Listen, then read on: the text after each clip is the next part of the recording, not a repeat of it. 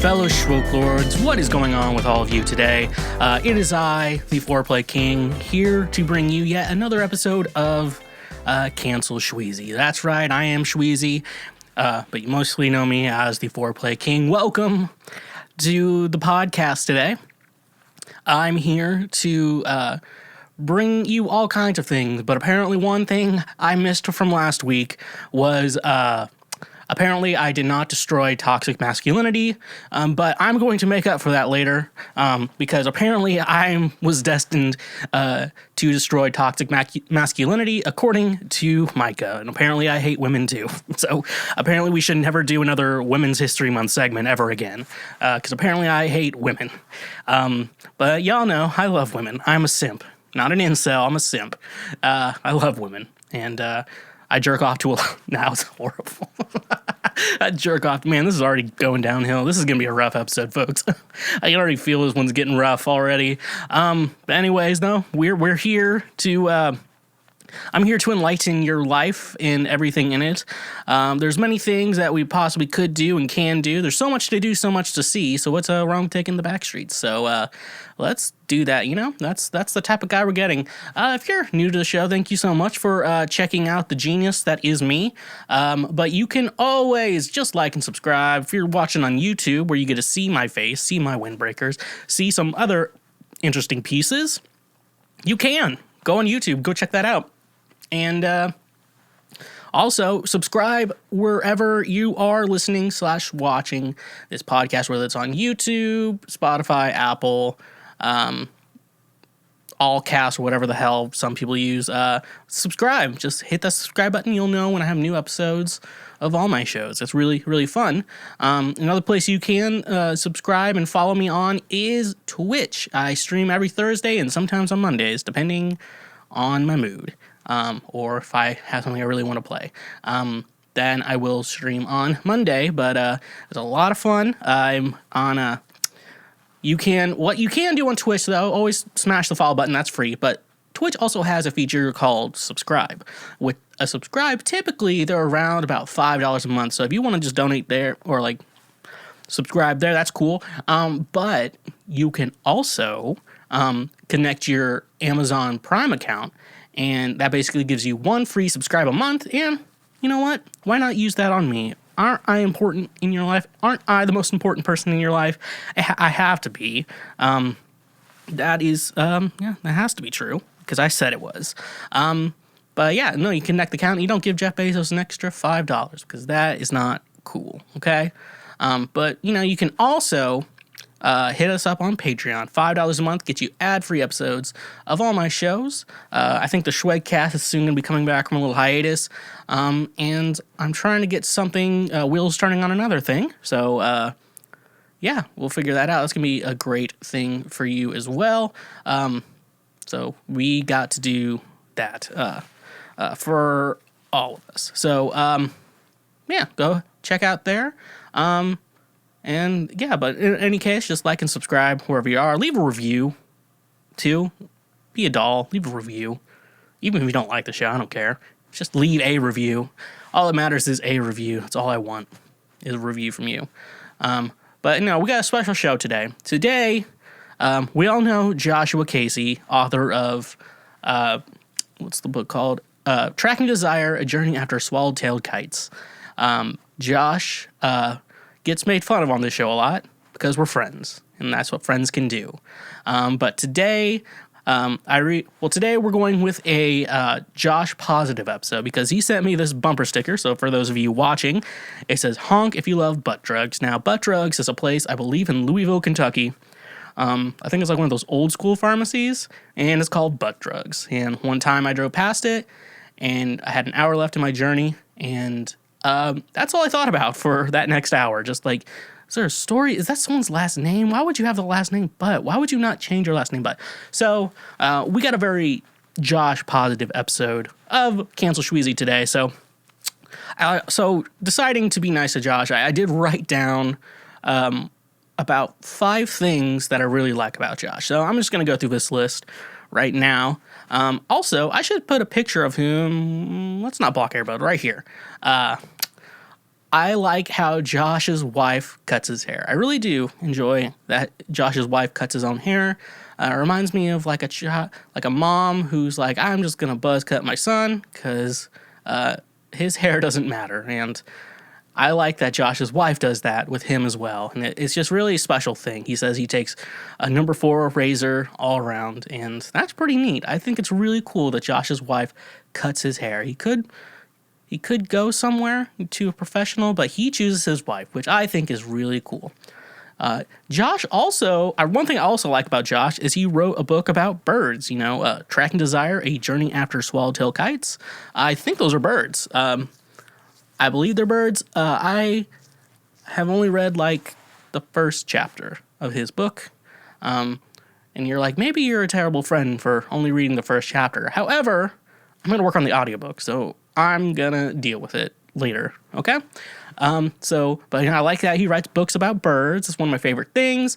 Another thing I really like about Josh is he doesn't actually use a limiter on a podcast. So, if those of you who are not audio nerds or do not have a degree in music technology and are doing podcasts during a pandemic, basically what a limiter does, it's a type of compressor, but what it does, it'll help you get your volume of your recording, it'll boost it in a good way to the proper level, because, that's why, if you remember when commercials were louder than the TV show itself, that was because they were limited, and like when they're mastered, the audio mastering was at a different level than the commercials. And so like they basically created guidelines, like Spotify requires you to be at negative like 14 dB or something like that. Well, limiting, make sure everything's at the proper level. Now, I do it with the podcasting too, so when you have the music at the beginning and then transitioning into me talking, what I like to do is, kind of make sure that I limited up the volume up there so it matches the music. So, because music is typically mastered at the correct volume, and so if you match like me talking to it, it works out pretty well. And if you are an actual audio nerd and you're explaining that totally badly, just know I do know how to use a limiter. I just may not know how to explain it because I am not a nerd. So fuck you. But not Josh. This is Josh Positive, but I like how he doesn't use a limiter on his podcast, so I have to crank up the volume on whatever device I'm listening to that podcast on, the volume really high, and then when I switch to start listening or watch something else, the volume makes me a little deaf. So I really like how quiet Josh's podcast is because he doesn't use a limiter. That was number 3 of things I like about Josh. Number 4, my 4th favorite thing about Josh is I like how he's abstinent while he's married. Abstinence is a very hard thing to accomplish as a man, and I think him being able to stay abstinent while he's married is really cool. And I really like that about Josh, because Josh is a really, really strong, headstrong. He'll take you on headstrong. He'll take on anyone. That's why I really like that Josh is abstinent while married. That's a really cool thing. The final thing I like about Josh is that I like that he doesn't have a normal name. I mean, some people could be named. My real name is Sam. A full name Samuel. We got Micah. That's a normal name. Steve. I know Steve. Steve from Ghost Town Remedy. That's a name. And I like how Josh is not a normal name, and I think I really like that about Josh. And so those are 5 things I like about Josh. So, and for the rest of this episode, if Josh comes up, it'll be a Josh positive episode. Now the photo can go away. All right, let's get into the news. I know some of you may be new here, some of you may be returning, but for those of you who don't, what I do is I go through the previous week's news. It's not last week tonight, it's the previous week right now with Schweezy. I should get a little trumpet thing going on there. I met the guy who did the trumpet for The Daily Show. He played for, what the hell band did he play for? They Might Be Giants. I think he played with them for a while. So, it was the same guy. Is meeting a trumpet player of a band that's not a trumpet band cool? up to you. You can make everything, but remember, honk if you like butt drugs. But anyways, let's get into our previous week right now with Schweezy. Let's just get into the news. I just go through the news that I feel is important. I filter it out for you, and now I go over it now. I should be the only news podcast you listen to. And if you're new, this will be the only one you listen to, because I'm the only one giving you the real news. So, wake up, sheeple. First article I have, this is from Lipstick Alley, was the name of the website I found it on. Pastor who heals people by farting on their faces claims he farts the Holy Spirit. Folks, I told you pretty early on, this is going to be a rough episode, so we're just going in right now. Remember the story of the pastor who claimed to heal people by farting on their faces earlier this year of the Sevenfold Holy Spirit Ministries in Limpopo? That's not a real place. The pastor goes by the name of Chris Penelope, a self-proclaimed man of God. Pastor Penelope was photographed sitting on his church member's face and allegedly farting on him. The pastor claims to heal people by farting on their head/nostrils in order to release the Holy Spirit to the members. Furthermore, he states that the farts are anointed and instantly performs miracles. Earlier this year, it was reported that dozens of people were all over the country patiently waiting to receive the holy fart on their mouths so that it could help their businesses proper and hopefully become rich. They say long queues are the order of the day as people line up to receive their blessings through this anointed carbon monoxide germinating from his butt, which is believed to be a special bowl of wealth and great things. Oh my God.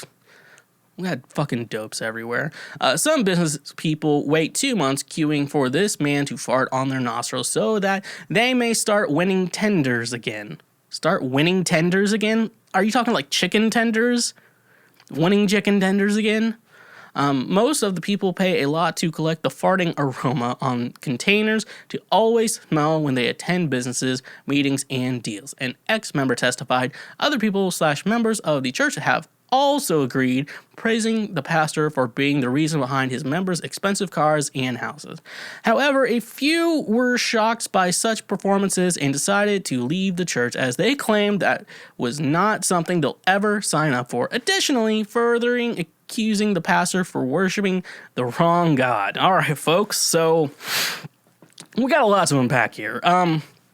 First of all, I can always say there are fucking dopes everywhere. Do you think that like only people in your area are stupid?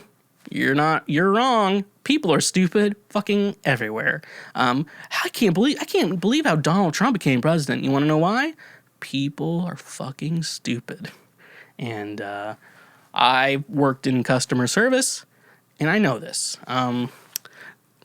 I do know this, and I'm willing to say it, that we have way too many stupid people out there.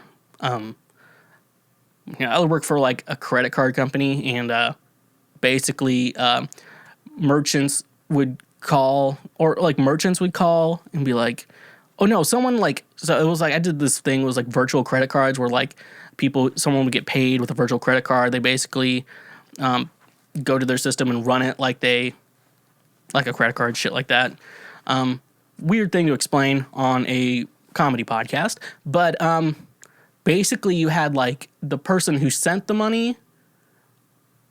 So like the person would be like, hey, can you find this card number? I'm like, okay, can I have the, hey, we sent them a payment, but we don't have it. And I'm like, okay, so what was your like proof of like, so you had like this token number type shit. And it was like, that was your proof that you had a payment, that you made the payment. It was kind of like a confirmation number. They're like, oh, we don't have a token number. I'm like, yeah, you didn't make a payment then, bud. Because typically, like, okay, I'll just explain it like this. Like, you order something online, and then, or something like that, and there's nothing was fully successfully processed, and so there's no confirmation number. Like, every base payment you get has a confirmation number. They're like, oh, we didn't give them a confirmation number. Like, yeah, because that means you didn't like fulfill the transaction. So having to explain people that we're a credit card company, we're not paying people for you. I explained to people on the phone. I'm like, okay. It's like, okay, so you go to a gas station and get gas, right? And you use your debit card to use it, right? Does your debit card company pay the people, or do you with money you have in the bank? That's how you explain. So there's stupid fucking people everywhere. I'm going on like long tangents right now. But anyway, no, it's amazing how stupid we as a society have become, and we let those people breed. That's just. I mean, I'm not breeding right now, mainly because I'm trying to be a safe human being. But hold on, let's think. Okay, I thought I heard like a buzzing. But I'm not trying to make a child in this world, because when two stupid people get to see, only like the smart people are like, you know what, we make sure we're financially secure, and make sure that. And then a lot of smart people are like, you know what, I don't fucking want kids. And why are us smart people not having kids, but we're letting the dum-dums do it? Our society is fucked. I was like, I can't imagine my kids in this world. But then at the same time, I'm like, maybe I shouldn't have a child in this world, because the world is fucked up. Okay, and also, okay, let's go over another thing. We're still in a pandemic. Looks like we're on the downslope of it. On May 1st, I think everyone's eligible for a vaccine. And then vaccine, and it sounds like after everything gets done, I think by like 4th of July should be safe or something like that. I don't know. I don't fucking know. I'm gonna let smarter people than me do that. I'm here to bring down toxic masculinity, apparently. That's my goal. So y'all, I don't think someone farting on your face is very good during a pandemic.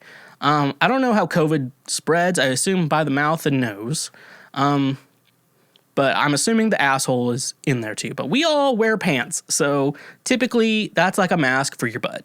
And that's also a problem. Does he do it with pants on, or is he just like takes his ass out and just fucking rips one? I would never let someone fart on my face. If I'm hooking up with a woman and she's like, my kink is farting in your face, I'm like, you can leave. That's a deal breaker. Farting on my face is a deal breaker. Shitting on my face is a deal breaker. Shitting on my chest for the right amount of money, I think I could do it. Probably lower than it should be.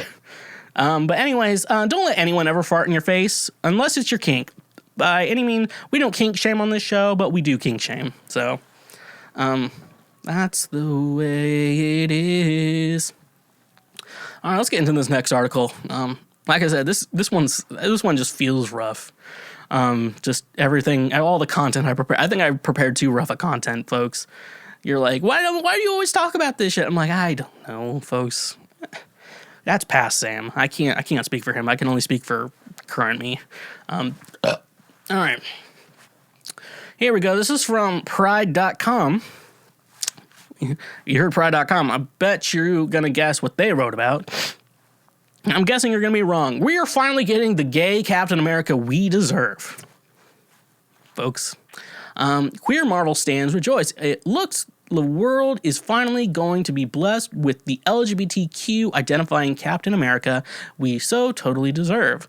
According to a report from Comic Book Resources, Marvel Comics' upcoming limited series, The United States of Captain America, is set to introduce the world to Marvel's latest queer hero, Aaron Fisher.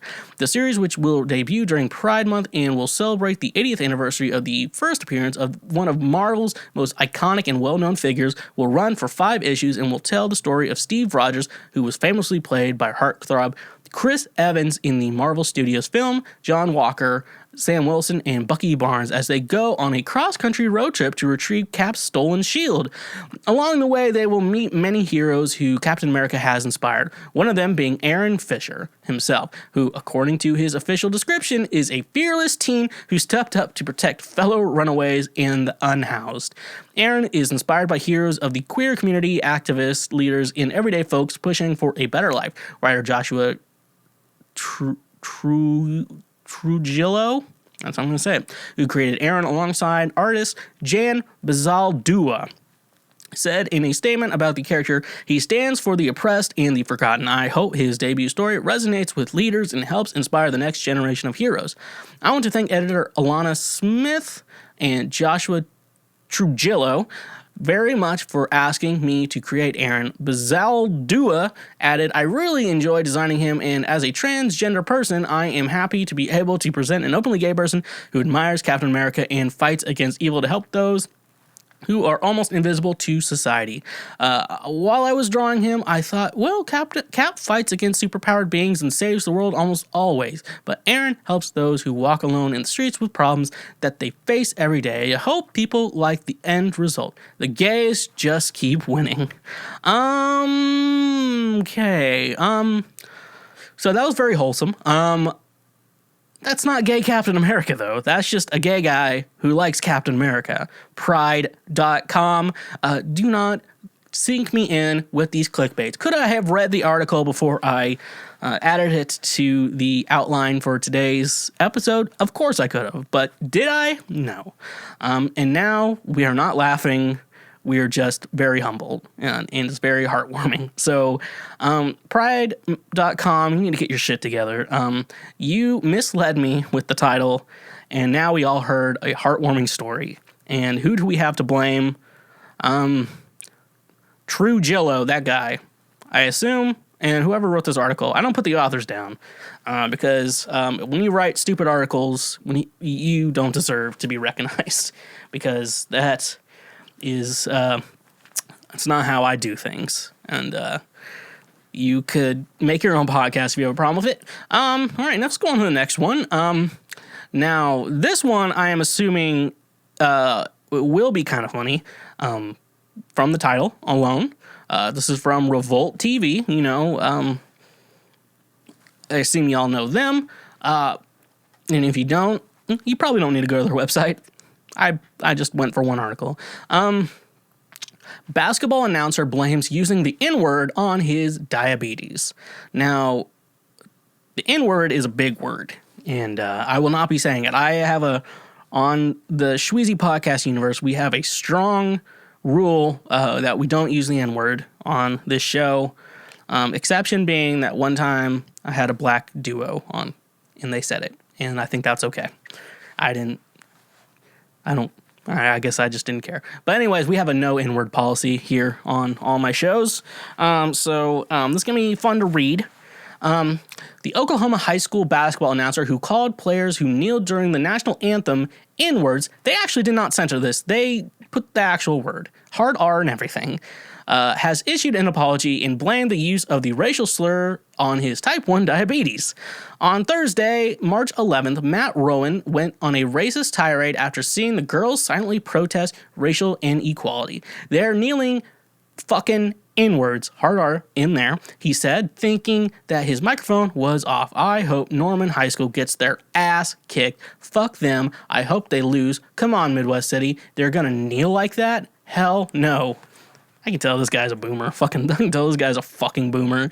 Doesn't know how to turn the fucking mic off. Rowan released a statement through his lawyer on Friday, March 12th, saying that he most regrettably made some statements that can't be taken back, even though he initially claimed he wasn't the one who made the remarks. He continued, I made inappropriate and racist comments, believing that the microphone was off. However, let me state immediately that is no excuse. Such comments should have never been uttered. I am a family man. I am married. I have 2 children, and at one time, I was a youth pastor. I continue to be a member of a Baptist church. Like I tweeted the other day, you follow me everywhere at the Schweezy. You want to be racist but still go to heaven? Join the Baptist church. Rowan continued, I have not only embarrassed and disappointed myself, I have embarrassed and disappointed my family and my friends. The basketball announcer then went on to blame his outbursts on his spiking sugar levels. I will state that I suffer type 1 diabetes, and during the game, my sugar was spiking. He added, while not excusing my remarks, it is not unusual when my sugar spikes that I become disoriented and often say things that are not appropriate, as well as hurtful. I do not believe that I would have made such horrible statements absent my sugar spiking. The Oklahoma Secondary School Activities Association, which hired the game announcers, say they are currently investigating the incident. Now, let's just unravel this for a second. Let's just go with the end here first. The Oklahoma Secondary School Activities Association is investigating the incident. I never get this. What's the investigation you do? You have proof. You have a lot of proof. Literally everyone in that game, like you could ask everyone, they're going to tell similarly the same exact story. And there's no investigation. He did that shit. They all saw it. Second of all, what fucking basketball announcer has a fucking lawyer on? Like, I need to talk to my lawyer next day. It's like, what the hell? Do you saying the N-word a lot, buddy? I can understand him being agitated from the diabetes, his like sugar levels spiking, whatever, during the, being upset about that. But also at the same time, though, when I get angry, I never use the N-word. I never have any reason to ever use the N-word. Like I say, the only reason I would ever need to say it is if I am singing a rap or singing along to a black artist who's using it. And even then, I'm like, because I don't need to say the N-word, especially with the hard R. If you're saying it with the A, you're trying to be cool and you're not cool. If you use the R, you're being really racist. Like, the hard R, like, obviously saying it with the A and you're white, it's still racist. But when you get the hard R in there, like, you're really... I just did the white pride signal. If y'all are watching, I accidentally did a little okay. Because it used to be the okay sign, and then fucking white supremacists fucking took that away from me. Fuck racists. I hate all of you. Your lives don't matter. When you say all lives matter, I'm like, no, your lives don't matter. There's a lot of lives I can hand out don't matter. People who call customer service and are assholes. Their lives don't matter. I hope they all die. Am I being very woke right now? I don't know, but am I trying to be super woke? I don't know either. So I don't care about your opinions. I've never had a reason to use the N-word, and especially with the hard R. And that is not a good reason to blame your diabetes for using the N-word, folks. So if you have diabetes and you're having some weird sugar level shit going on, and the first thing you want to say is the N-word, I think we just need to put you down, honestly. Let's just do old Yeller style. Like, we're going to kill your offsprings too, unless they're cool. Then maybe we'll let them live. But if you're raising these things, we got to put people down. I think that's our next step in life. I remember I used to say we need another plague, but now we're in a plague, and the dumb ones aren't dying. So what we need is to put people down. And maybe don't take me literally, folks, because I could be wrong. So, but anyways, he was a youth pastor. How do you... I just fucking hate racist Christians. It's just, just read your own fucking novel. Your own fucking books. Was not that good. I'd prefer Harry Potter over the Bible any day. That's something I would let you know. Read Harry Potter, don't read the Bible. That book, Harry Potter has some messed up moments, but the Bible has a lot worse. The Bible is worse than Harry Potter. That's what I want to... if you don't take anything out of the podcast today, just remember that the Bible is worse than Harry Potter. All right. This has been too rough today. This news has been too rough. All right. So let's show our final article. A Gold Coast sex worker with two vaginas capitalized, opens up about life with rare condition. This is from 7 News. Have you heard of 7 News? Probably not. A former escort with 2 vaginas, cervixes, and uteruses claims her rare abnormality allowed her to separate her sex work from her personal life. Gold Coast woman Evelyn Miller discovered she had uterus Didelphis. When she was just 20, she uses 2 tampons due to having 2 simultaneous periods, as well as 2 smear and sexual health tests. Miller, now 30, was an escort for 8 years and claims having 2 reproductive sets was handy, not only for endurance purposes, but also for enabling separation between her work and private relationships. Oh, that's cool. So your boyfriend gets one hole and the other guys get the other. Separation between her work and private relationship. Miller said clients have been left mind blown. One was a gynecologist who turned their session into a medical exam, while another questioned if she'd had a sex change gone wrong. Despite Evelyn being told she may have difficulty conceiving, she's now 6 months pregnant in her right uterus. Whoa, I thought they were going to be top and bottom. I didn't know they were going to be like that way.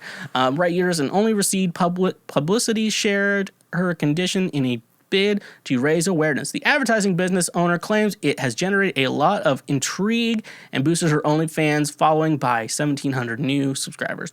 Remarkably, she may even be the first person to make porn with 2 vaginas.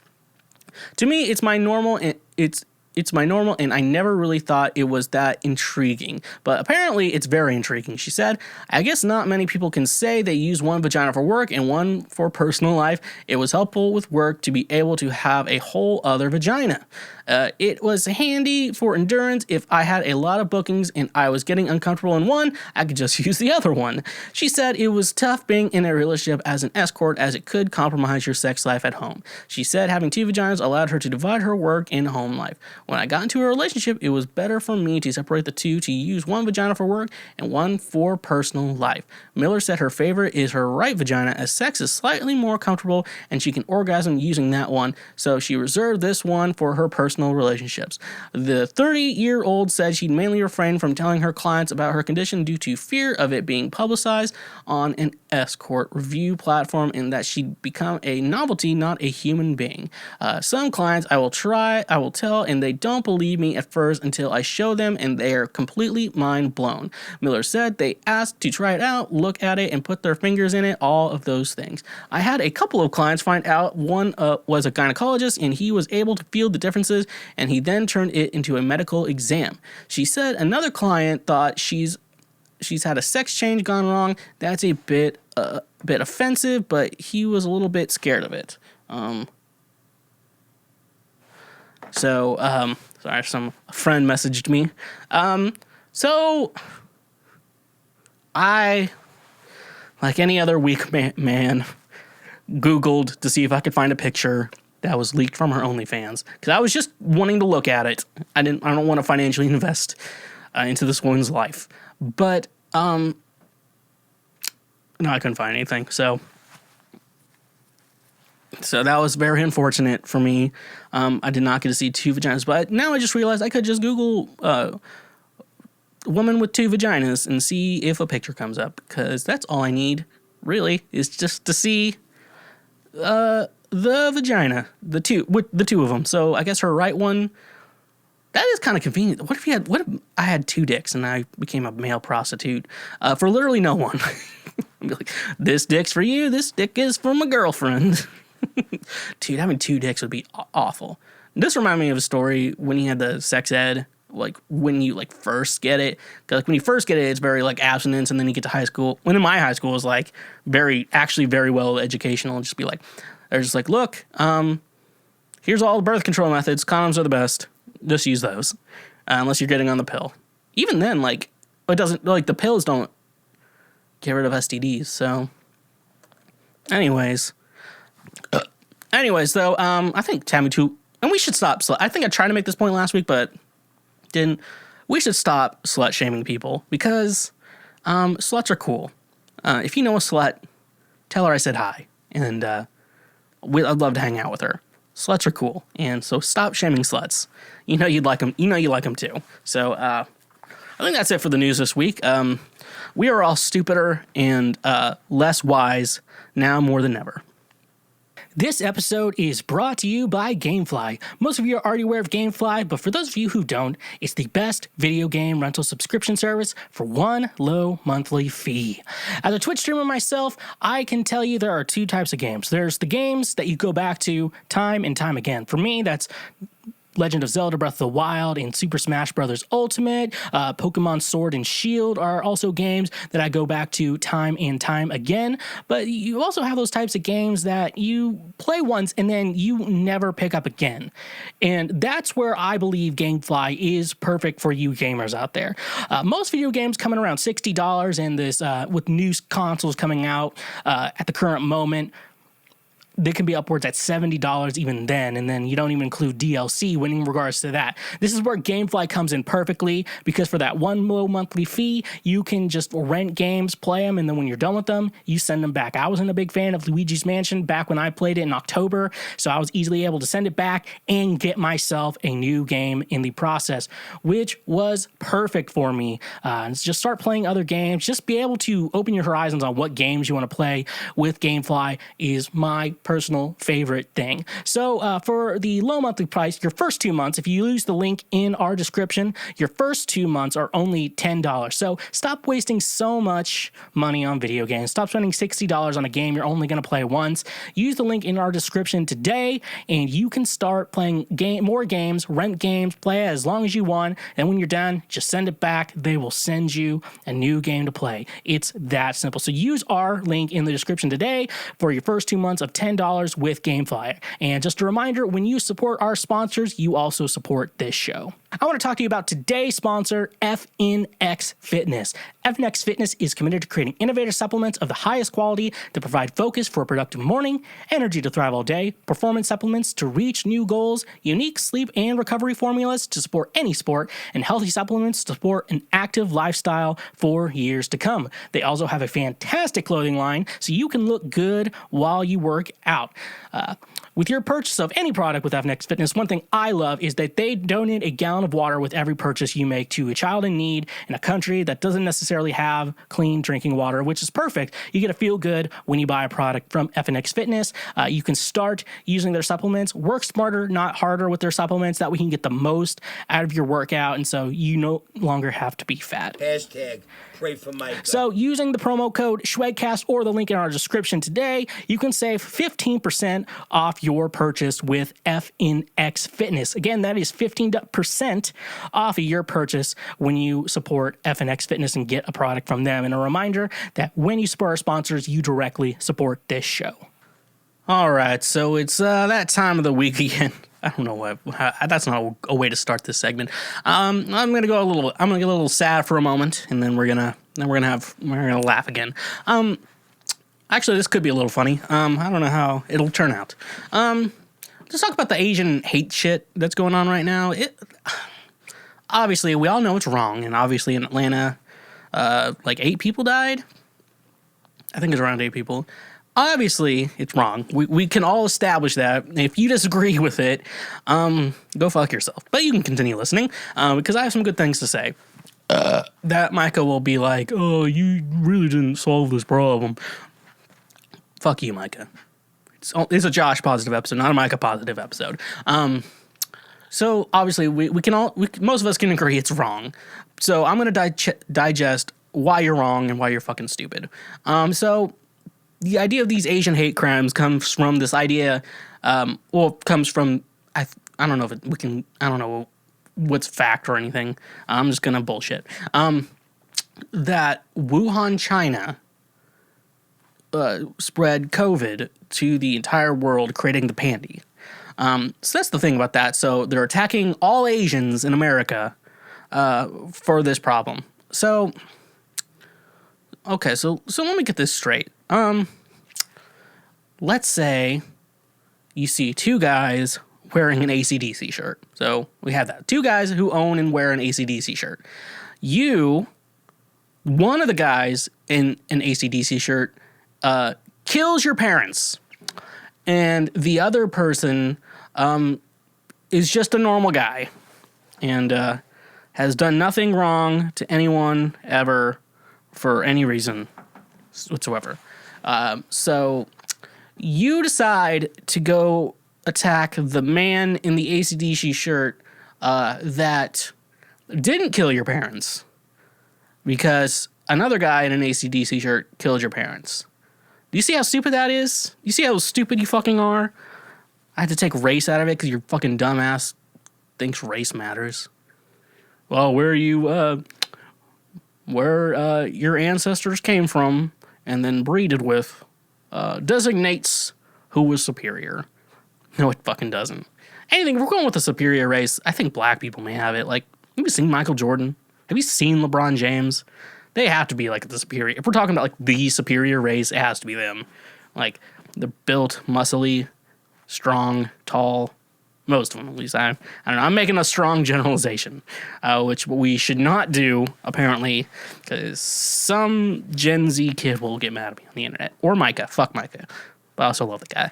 So basically, you're fucking stupid if you're blaming American Asians. Just American Asians, not even Chinese. Just like, you know what they look like. I'm not gonna say it out loud. We all know. So you're blaming the ones in America, some of which have never even been to China or the origin company that they're from. You're attacking them. The problem. I mean, it would make sense if you go to China and start some shit, but it just makes no sense. Like, if are you trying to solve the problem of COVID? Because you're not solving anything. You're just attacking innocent people who are just with you. Some of them work at nail salons. I'm not going to get into that. I'm staying away from that. I had like a thought in my head I could go through. I'm like, do not say anything. Do not say anything. I don't know. I just feel like any type of like race superiority is just fucking stupid, because a lot of things. Look, okay, let's go with the idea of black people are better at basketball than white people. I mean, there's a lot in sports, I can tell you that, but like LeBron James still had to work for it. Michael Jordan still had to work for it. Scottie Pippen still had to work for it. That white guy from Indiana, I can't think of his name right now. Larry Bird, that's his name. He had to work for it. Everyone, like in music too, like you have to work for it. And also, like, I don't understand racists in music, because in the United States, all of our music genres have come from black people. Jazz, rock and roll, hip hop, pop, like it's all come from black people. So you're like, I fucking hate black people. And you're like, but I love their music. I mean, that's how Elvis got famous, because like they basically, I think the Colonel was like his manager, or he was that guy. Basically, like he listened to black music back then. Like music was segregated for some fucking reason. Because God forbid these fucking boomers like listen to a black man sing. Their little fragile egos. Listen to a black, and so what the Colonel wanted, he wanted a white man who sang like a black man, and that's how Elvis Presley. But Elvis sang a lot of black people songs. So Elvis is a good performer, but everything else is done by black people. So stop being racist. That's what I'm trying to say here. I don't want to have to get Micah on here to talk about not being racist. I'm not into that shit. Micah just bums you out with all these facts. Fuck you, Micah. Love you though. Alright, so now that the bummer's out, stop Asian hate. Apparently, since I have a platform, I have to say that. So, if you're racist, shut the fuck up. And that's from all of us in the world. Alright, so it's time for another wonderful segment of Scraping the Bottom of the Barrel, where I go to Buzzfeed and I go over an article. We call it Scraping the Bottom of the Barrel because we are making low-tier content right now. Am I ashamed of it? I should be, but I don't really care, to be honest. When you give a fuck about things, I don't know. That's a whole long story. Anyways, we're going through this article. So last week, apparently, I talked about how much I hated women, and Micah called me out and said that fragile masculinity, I did not call that out and solve that problem. Here on a show where I talk about porn and a woman with 2 vaginas and a pastor who farts on faces of people. I did not solve fragile masculinity, so maybe this will make up for it. This is from Buzzfeed. We got like 25 of these topics. Men are sharing the telltale signs that a guy is insecure in his masculinity, and it's too accurate. So let's just go with me first. I have fragile masculinity? I don't think so. I've always been kind of a sissy. I think I told a story, like, I was almost hired at like a floral shop in a grocery store or whatever, and the guy told the manager of that area, it's like, he's very in touch with his feminine side, and so that's how I am. I would say like 60% masculine, 40% feminine. I'm dirty like a man, but apparently I clean myself like a woman and take care of myself like a woman. Fellas, is it gay to clean your ass? Is a question we've asked on the show before. And let's just go into it. So do I have fragile masculinity? No, because I'm barely masculine. So can't have something you don't have. That was a stupid fucking sentence I just said. Okay. Number 1, constant attempts to one-up anything and anyone at any time. Is that a man thing? Because, I kind of... Me and Mike could do that, but we're not. I feel like, can't women do that too? One up each other? That's called having parent issues, honestly. Sibling issues, honestly.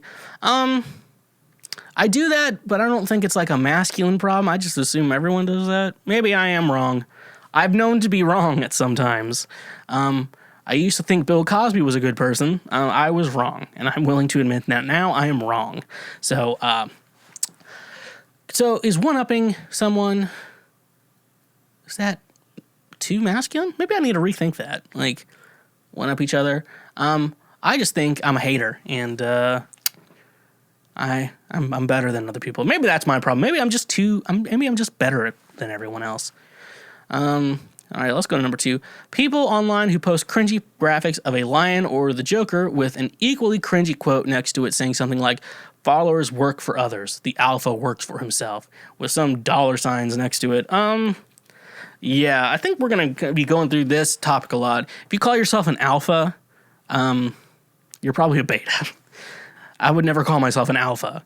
I would only call myself an alpha of a one-man wolf pack. I work for myself alone, and I don't have I don't let people follow me. I'm the leader. I'm my own leader, and I'm the leader of no one, but I'm the leader of myself. Maybe that makes sense. I don't know. I do enjoy leading things, but at the same time, like, sometimes just following someone's easier, because then you just don't do anything.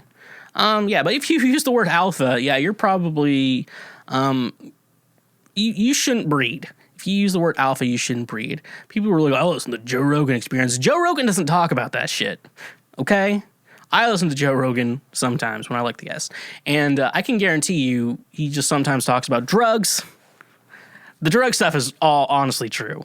Like, that stuff is not made up.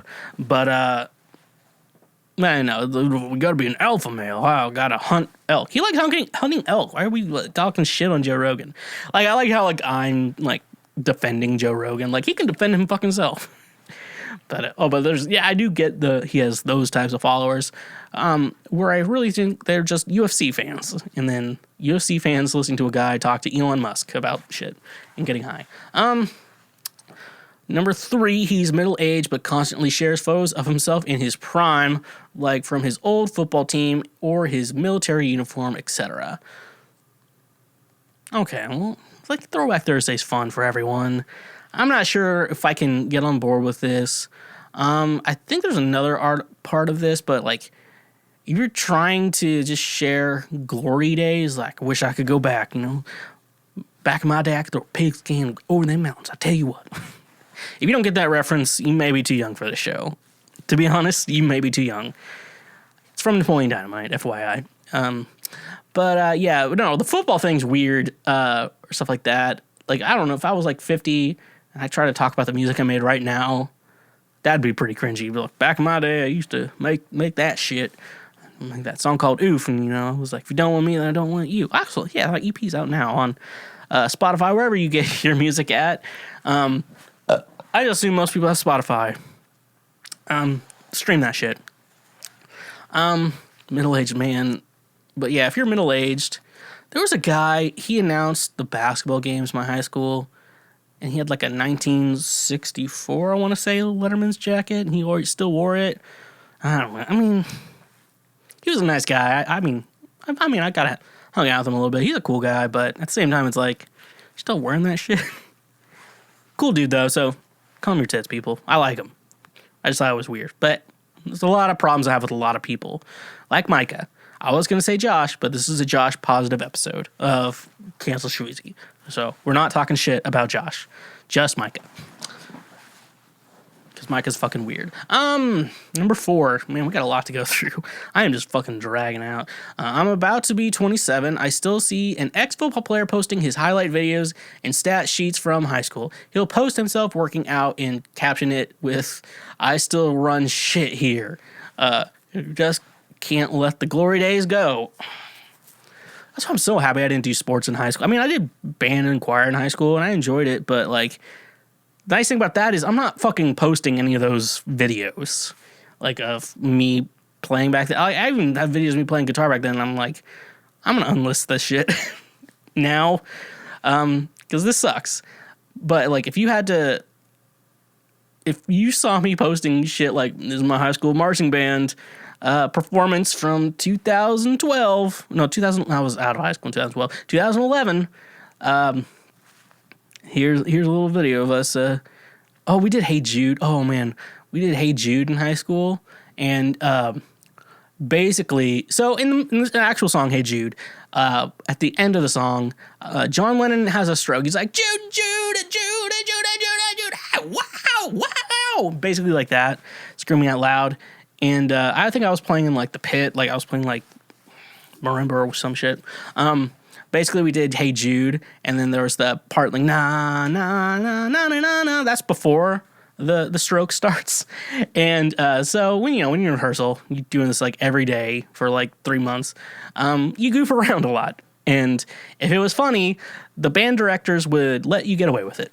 And so that's a key thing. Sometimes you can get away with goofing off if it's funny. And so, just during, like, performances, and then, like, na na na na, Hey Jude, and I would just be yelling out, Jude, Jude, Jude, Jude, Jude, Jude, wow, and I was just, like, screaming it, and so, like, basically, just goofing off during that, and so basically, one day, our 3 drum majors and the music teachers circled around me. They're like, hey, we want you to do that during the actual performances. I'm like, all right.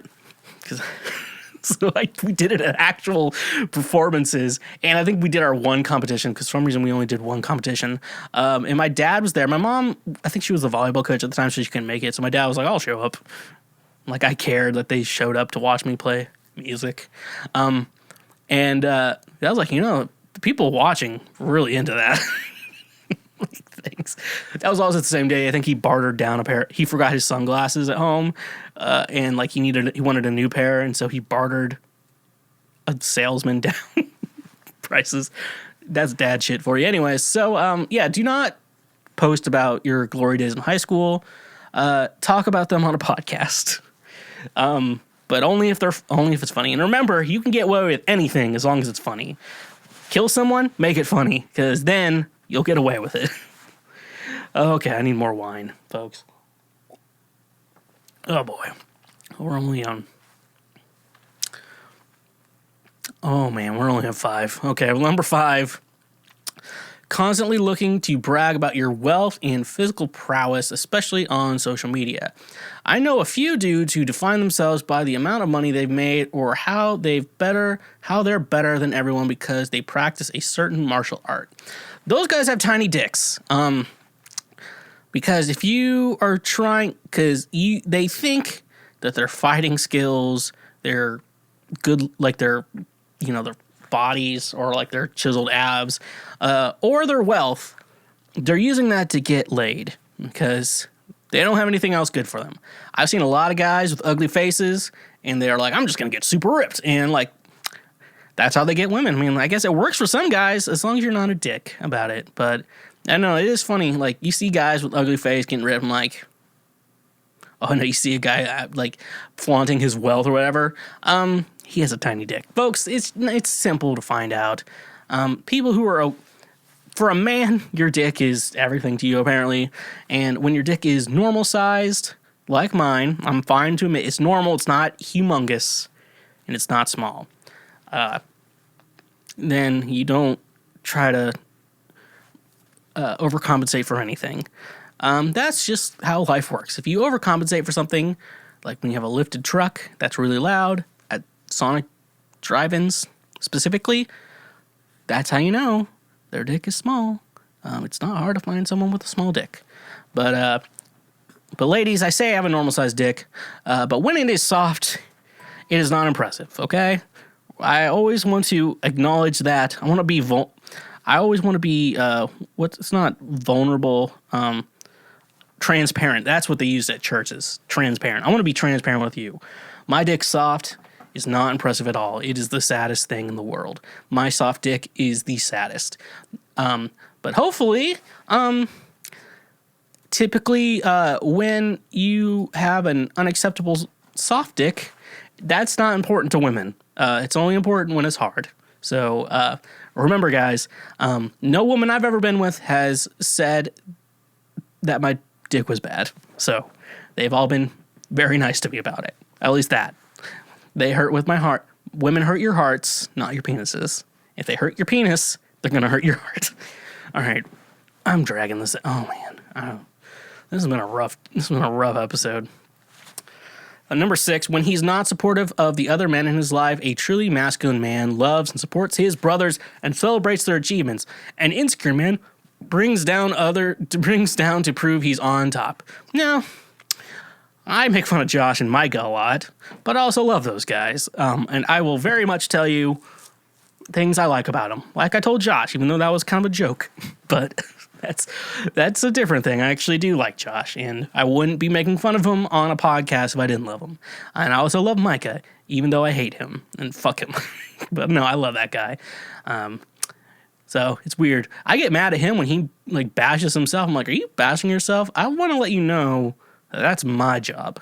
And so you need to fuck off with this fucking shit attitude for yourself. Because Mike is my bitch. And he is no one else's bitch but mine. And if you're not supporting your friends, you're just a shit human. Like, you're always trying to bring your friends down. Those aren't friends, buddy. You don't have friends. You're a fucking loser. You don't celebrate your friends. I always try to... My friends do something good. I think... Okay, so we obviously know... I make this joke about Josh's book. It's Track and Desire, a journey after swallowtail kites. So the story behind that is that Josh's book is Track and Desire, a memoir-ish walk through faith and shit like that. That's basically the real title. It's on Amazon. It's too long for my taste. But I like Josh because he put a long title on his book. But so... When the book, like the date it was supposed to be released, I wanted to go on Amazon, take a screenshot, and just like send him congratulations, your book's out. Just be a good friend because I want to let him know he did a good thing. And then I saw this other book, Track and Desire: A Journey After Swallowtail Kites, next underneath his book, and I'm like, I'm gonna screenshot that and send it to him. And so. That has been an ongoing joke that only I find funny. And maybe you do too. Josh may have giggled a little bit at it, but nevertheless he persisted. Men, we gotta lift up our brothers, for we are men. And apparently we need to do that. Fellas, is it gay to motivate your friends? Okay. Number 7, a more subtle one I see is not allowing themselves to enjoy things that are traditionally childish or girly. Not watching TV shows or listening to a certain music because they don't like it is fine. But if the reason is because it's sissy, girly, or not manly, they might as well admit that they think enjoying those things will make them look weak or less masculine. I always kind of want to know, at least like, obviously, I feel like TV gets it. Like, this show is made for women. Like, it's clear. It's called Lifetime. They have a whole channel made for it. Like, are you into anything feminine? Come to Lifetime, where men will hurt you. And it's the idea of, like, not all men. And obviously, Shrek would never do that to anyone. But it's not all men, but like Lifetime, it's like all men. I do agree with the statement, not all men, to a point. But if you're a stranger to a woman, she can't trust you. So, also, let's do it. Remember we had that. Oh, we're still doing the ongoing weekly, no sexually assaulting a woman challenge. It renews. We do it every week. And every week we decide to not sexually assault a woman. So if you're new to the show and have not joined the Don't Sexually Assault a Woman challenge, we would like you to join us in not sexually assaulting women, because that is not cool. And so every week we challenge us. Every week we go a full week without sexually assaulting a woman. And then the next week we do the same. So every week is Don't Sexually Assault a Woman week. And it's an ongoing thing we're doing here. And it's very cool. We're excited for you to join us in the Don't Sexually Assault a Woman challenge. Like it's a challenge. Number 8, making gay jokes. Now, I've been known to make gay jokes, but I make good gay jokes that are classy. More or less actually make straight jokes. Like, see a gay couple post a picture on Instagram. It's like, you two are such great friends, gonna get great girlfriends someday. And I'm trying to get all gay people to say, like, no hetero. It's like, yeah, I went to the hardware store, no hetero. Instead of, like, no homo. Okay, that's the joke. So, don't make cheap gay jokes. Make rich gay jokes. Make expensive gay jokes. Because they'll be funny to even gay people. Refusing to moisturize. Dudes will be red and raw like that's how skin's supposed to be. Now, I know this is a Josh positive episode. And I remember one time Josh shamed me for this. But Josh would also like to say that he did not call me gay for doing it. He just disapproved and saw it as girly. But he didn't say gay. But that's what I like about Josh, because whatever I just said. But no, y'all, men out there, we should be washing our faces. And when we get done washing our faces, you need to use an oil-free moisturizer. I'm not saying you need to spend like $100 on a little bottle of moisturizer. Just get the off-brand Walmart, Kroger, wherever you shop. Just get the off-brand is fine. You just gotta moisturize your fucking face. I think this is more of a white people problem, because I know with black people, if they don't moisturize, it shows. And I know you can see that. It just doesn't show on white people. That's why you always need a black person in your life to tell you to use moisturizer. Moisturizer is not gay, folks. I don't know how we got to this point. Fellas, is taking care of the biggest organ on your body gay? Skin is the largest organ on our bodies.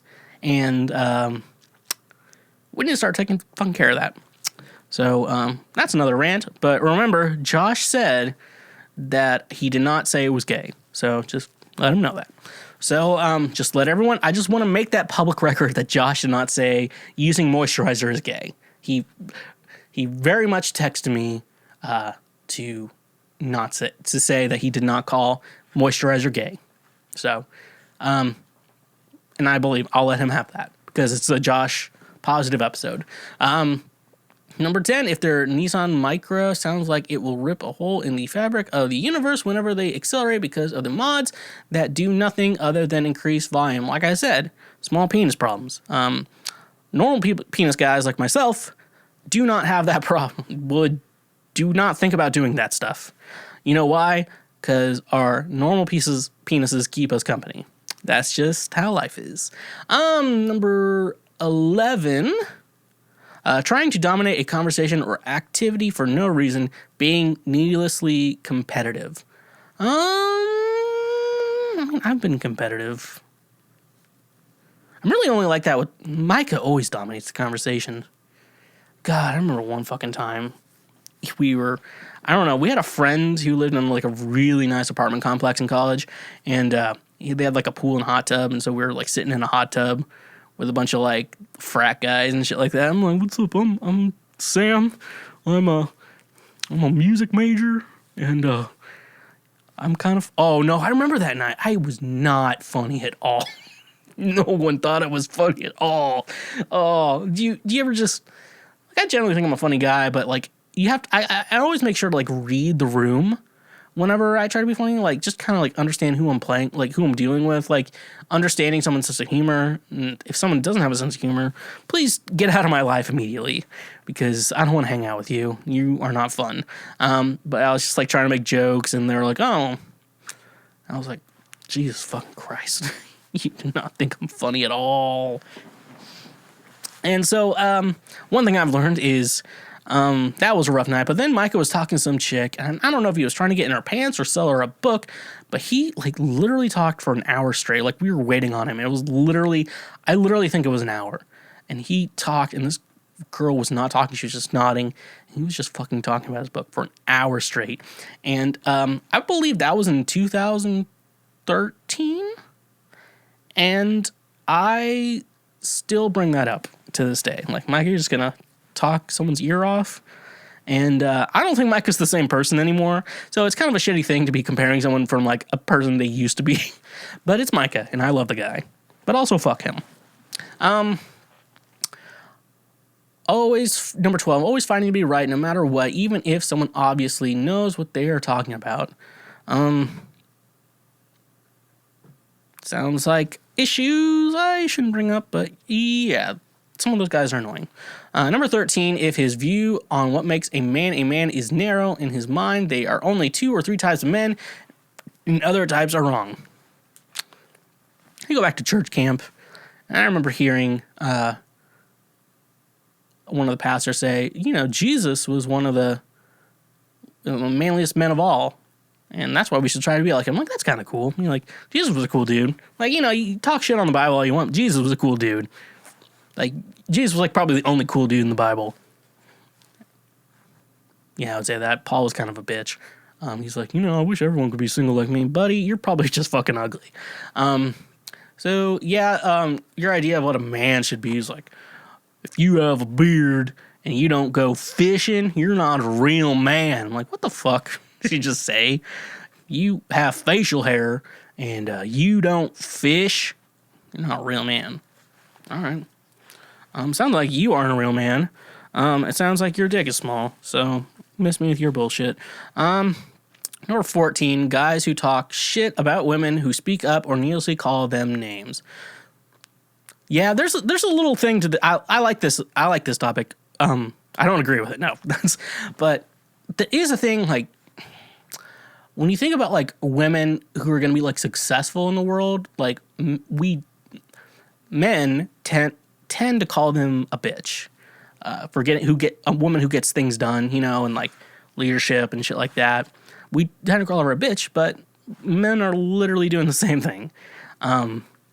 So, I totally agree with the statement that, like, these people talk shit on women. Like, slut shaming. Like, that idea of like a man's a key and a woman's a lock. Like a key that opens a lot of locks is a good key, but a lock that lets a lot of keys open it is a shitty lock. Like that's so fucking stupid. I don't know. I think I always try to treat women. I can easily do it with music, and I'm trying to like adjust myself because I grew up Christian and we didn't treat women right. I'm trying to like readjust my brain to. I can do it with music, but for some reason like. I need to, like, rewire some things everywhere else in life. And then Micah says I disrespect women because I didn't fix toxic masculinity. And I'm gonna tell you this now. We're halfway through this list. I'm not gonna fix toxic masculinity. I'm only here to entertain you all and talk shit on people I disagree with. All right. So, number 15, guys who are uncomfortable being close emotionally or physically to other men in fear of being gay or emasculated. I want to know what you mean by physically. Physically, I want to cuddle my male friends. That is gay. So, anything that could be considered sexual physically is gay. And not that there's anything wrong with that, as Seinfeld has so nicely pointed out. Emotionally, no, that's okay. Be emotionally with your friends. You gotta be emotional with your friends. Fellas, is it gay to talk about your feelings with your friends? Physically, we gotta define that. Because it could be gay and still good gay. Because if it's foreplay, as you know, I'm the king, foreplay with another man is still gay. So, all right. Number 16, I disagree with a guy on a political issue and he immediately called me a beta. So, yeah, pretty clear cut there. Yep, if you use the terms alpha and beta, you're a beta. And you probably have a tiny penis. That's pretty obvious. But you know that shit. We're 24 episodes into this show. We know what's going on.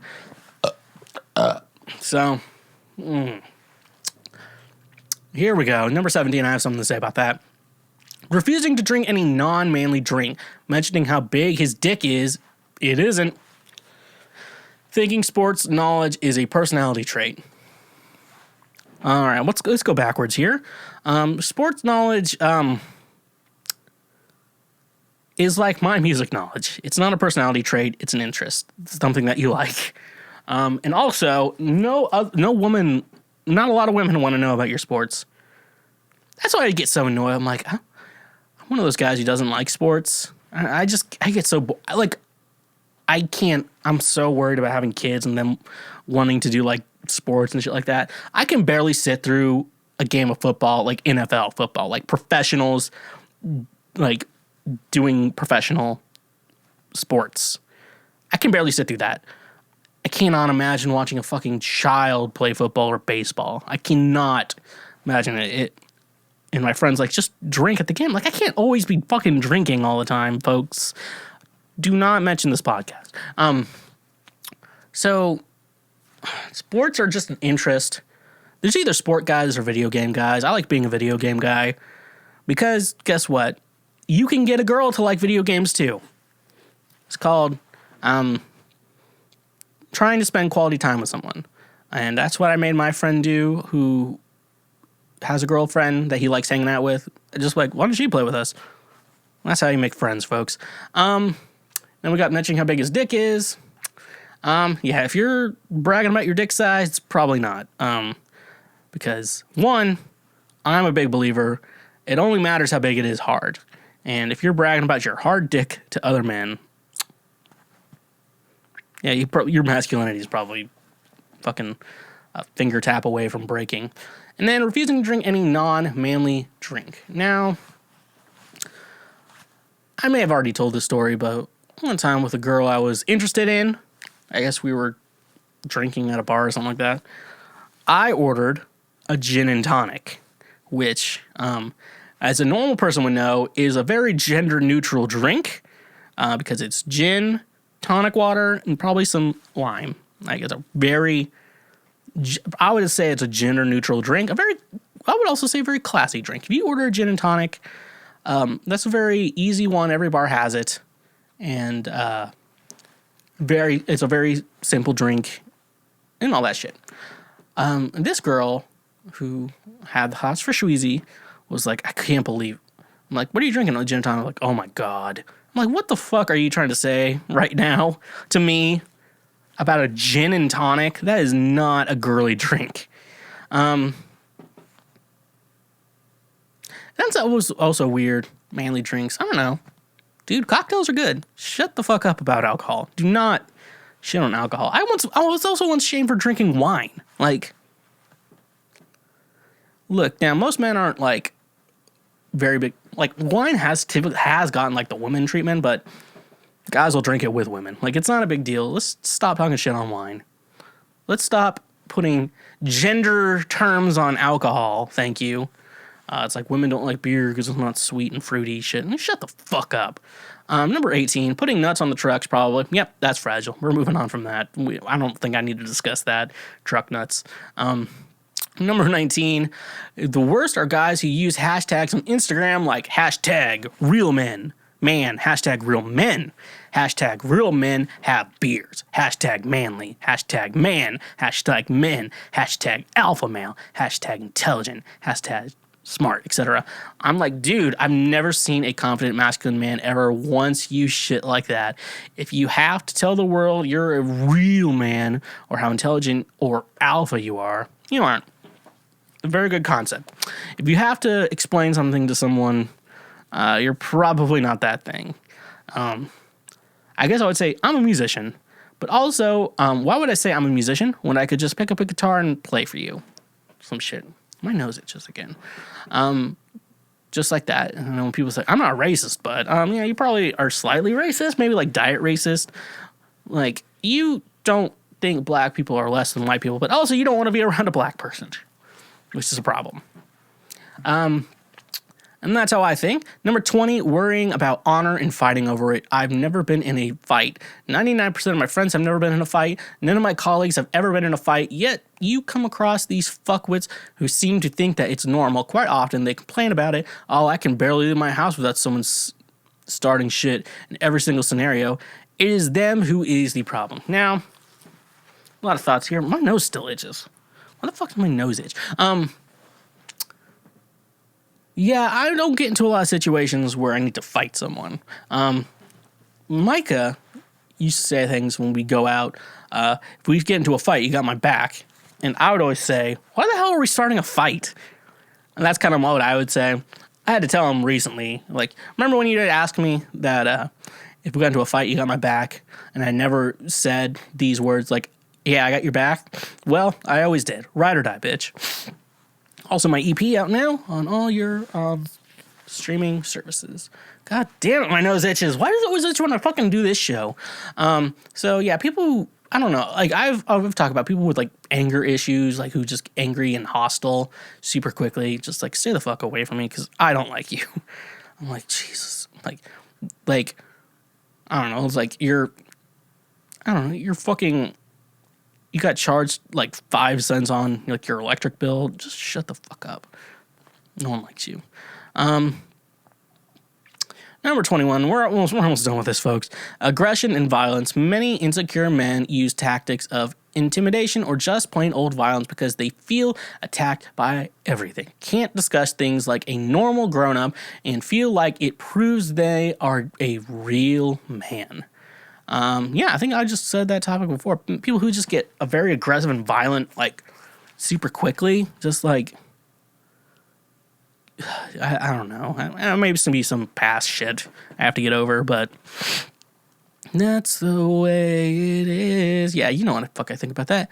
Thinking he's cool for hating cats. Now, folks, I'm a big animal fan. Obviously, I have an Air Bud poster in my home. I've been thinking about getting a cat. I love dogs too.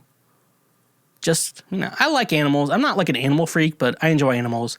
If you've listened to any relationship advice I give, and the question is, my girlfriend wants me to get rid of my dog. I always answer with, maybe you should get rid of the girlfriend because the dog is better. And dogs are pure, most of them. Some of them are dicks. But like hating cats are great, folks. We need to talk about cats. People who are like, I fucking hate cats. Oh. I'm like, look, dogs love your attention. But cats, you earn a cat's affection. And if you've never earned a cat's affection, you're a shitty person because you can't, because dogs give love, but cats, you earn love. And that's why cats are great. And I will always love a cat for everything they are. Except when they scratch me, then I don't like them. I think I want to adopt a cat. Maybe I should adopt a cat.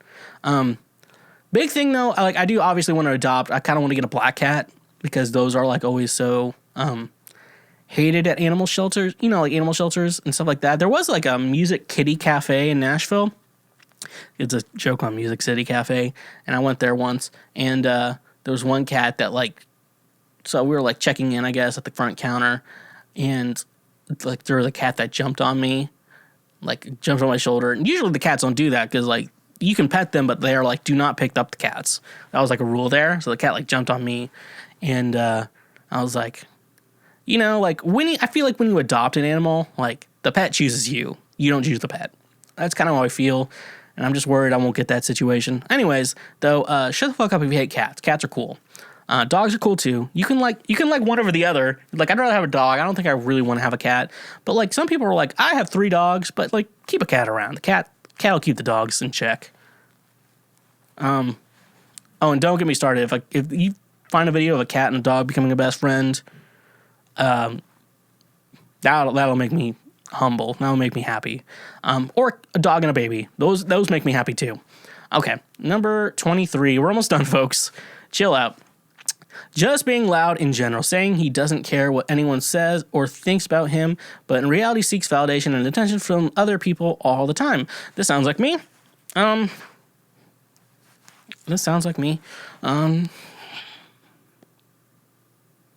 I don't really give a shit what people say about me. It's just kind of like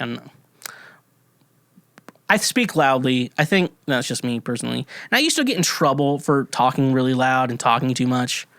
Shit, I think I talked about this on another show, but if I have a child, if I make a child or get a rescue or whatever, and their teacher puts down like on like my child's report card, talks too much on their report card. They put talks too much on their report card.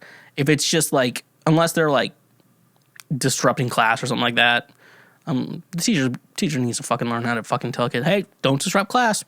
If they tell me my child talks too much, I am going to the school. I don't care if I have a wife or whatever. I'll go this solo. I'm going to school and I'm having a meeting with the principal and the teacher, because that is unacceptable. Talking too much is a good thing. That's how people become podcast hosts, become radio hosts, and a lot of women. It's also very demeaning to a lot of women out there to be like, your child talks too much. Like, never. That does not have anything to do with my child's education. You putting down that my child talks too much. It's so fucking stupid. That means my child probably has talents natural talents that is gonna help them in their future. So I don't encourage everyone here. If you have a child, you got a rescue or whatever, and the teacher puts down talks too much, have a meeting with them and their boss, because that is unacceptable. That is not educational. That is not an educational thing. That is a teacher talking shit on your child, and you should not let teachers talk shit on your children. Obviously, there's ideas like, why is my child failing? And it's like, oh, the teacher's fault, or your child isn't studying. That's like, there's debatable ones. But if your teacher's putting down child talks too much, talk to them and their boss. Be like, so this teacher is not talking well to my child, and this is very unacceptable. So that is nothing with this point. We're talking about guys who are douchebags. And God damn it, my nose itches. We're talking about guys who are douchebags and are just obnoxious for no reason. I've been obnoxious. But anyways, now let's move on to 24. Compulsive cheating. You got to have really low self-esteem and self-respect to seek validation from others in that manner. Definitely agree. And that's why I also hate poly people, which apparently I'm wrong about poly people. But also at the same time, unless both people are good with it, most of the time someone's going to get hurt. And just maybe talk to maybe just befriend a marriage counselor and just ask them in general. Like, so couples who decide to have like an open relationship or marriage, how does that work out? Someone gets hurt. That's how it works out. That's how it ends. That's always how it ends. Someone gets hurt. Typically the person who did not bring up, let's have an open relationship. That's the person who gets hurt.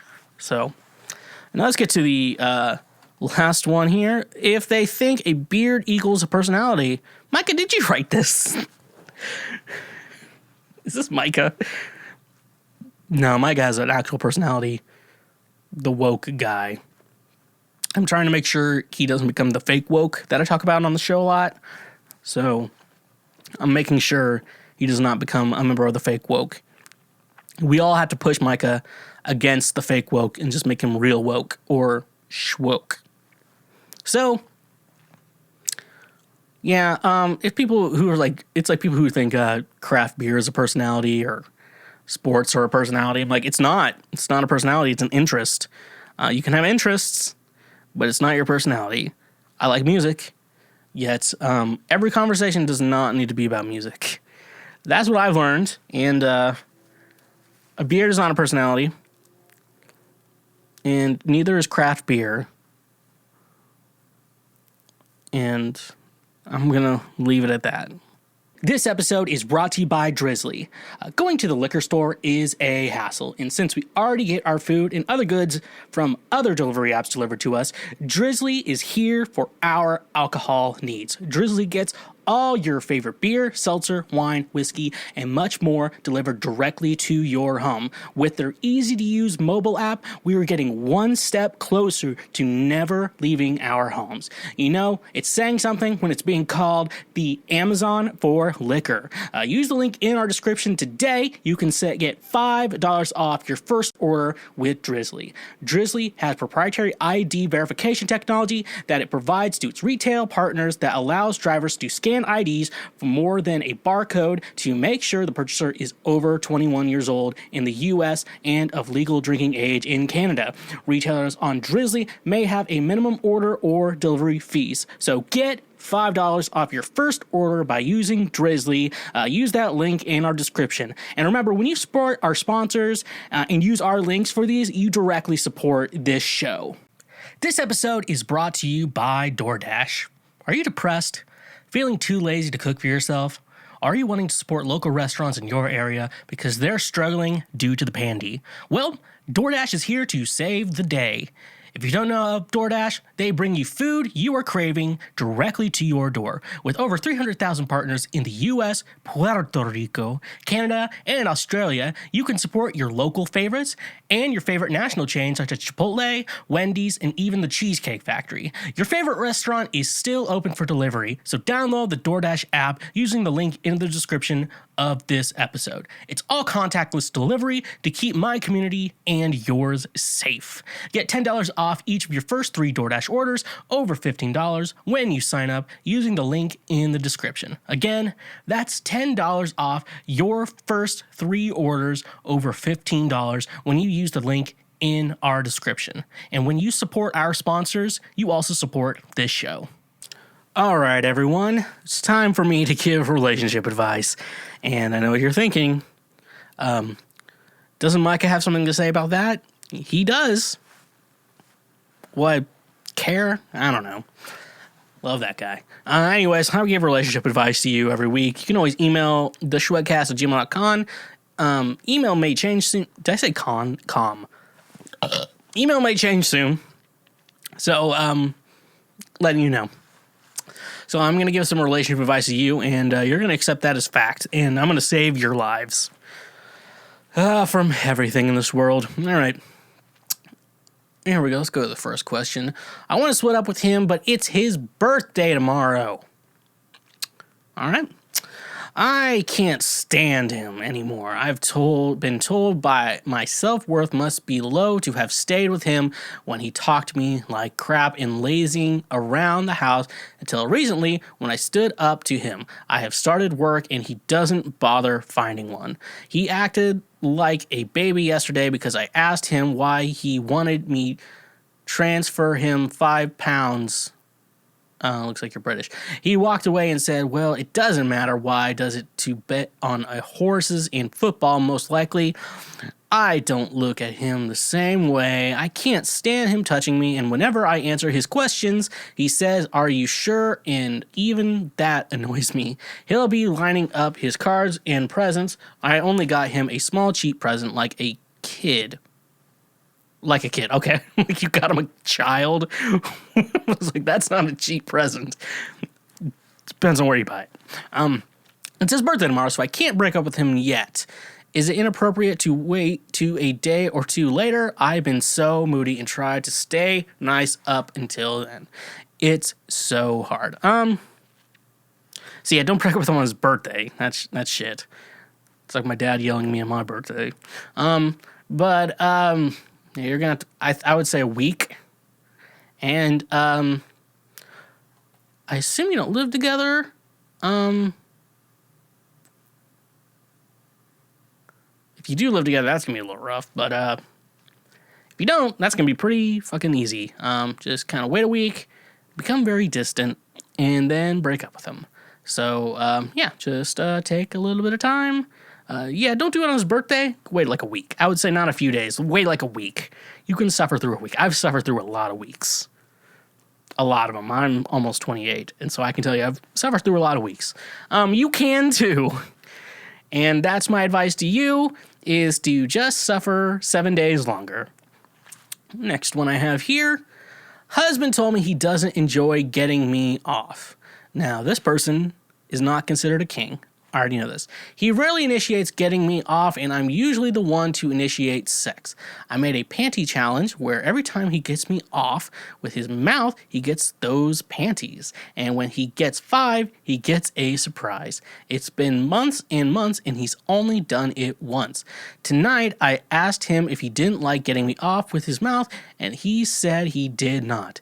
I asked why, and he said he's just not into it. Later, I asked if he enjoyed getting me off at all, and he said it depends, like the adult typers. I asked on what, and he just said, if I'm it. I really hope that's a typo. This really hurts me. I love sex and used to love having long sex sessions with previous partners. My husband rarely initiates sex and is pretty much only into quickies. He can't stay hard very long. He's also not into foreplay. I get off pretty quickly, so it doesn't take too much time or work to get me off. How do I deal with this? Oral is so intimate, and knowing he doesn't enjoy it totally ruins it for me. This guy's a fucking loser. In the words of the great band Smash Mouth, a king who doesn't. Oh, this is also in response to DJ Khaled saying he doesn't go down to his wife. A king who doesn't is no king at all. As you know, I am the foreplay king. So, of all the things I am able to talk about, this is it. This is my field, foreplay. You don't eat pussy because you have to and it helps your partner. You eat pussy because you love the game. He does not love the game. This guy is a fucking loser. And you're married too. God damn it, that sucks dick. I'm trying to do the fucking. Does he get off to panties? Is that a thing for him? You're married though. Like, couldn't he get any of your panties at any time?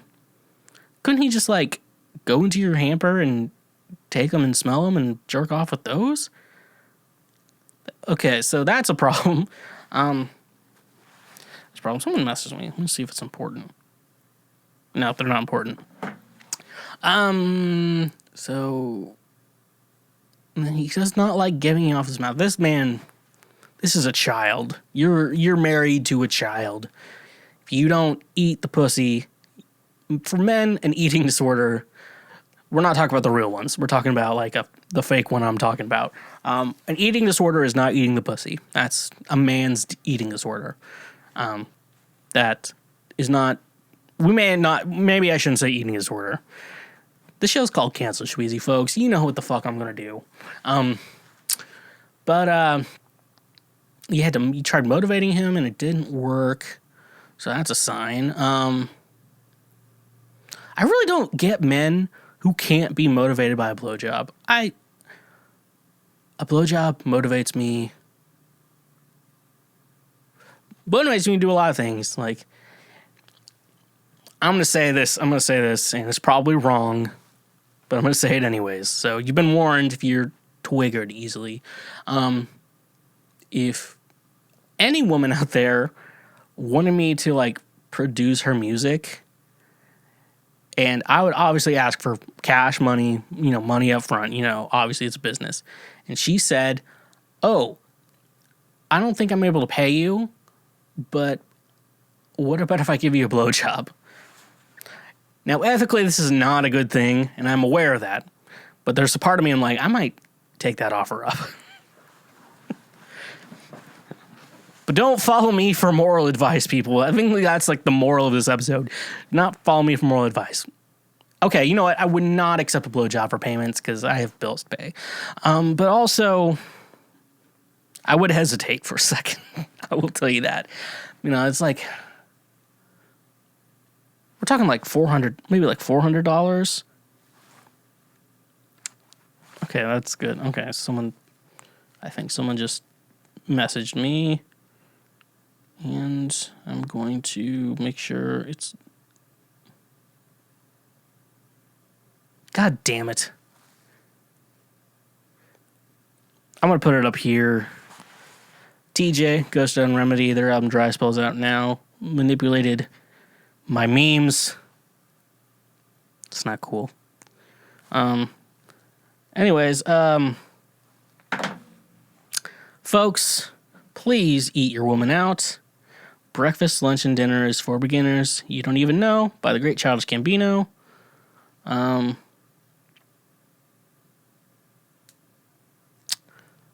don't know what the hell's going on. Anyways, let's move on to the next one. Okay. People, just eat your woman out. My boyfriend won't talk to me after I told him my gym coach asked me if he could take some photos of me for his Insta page.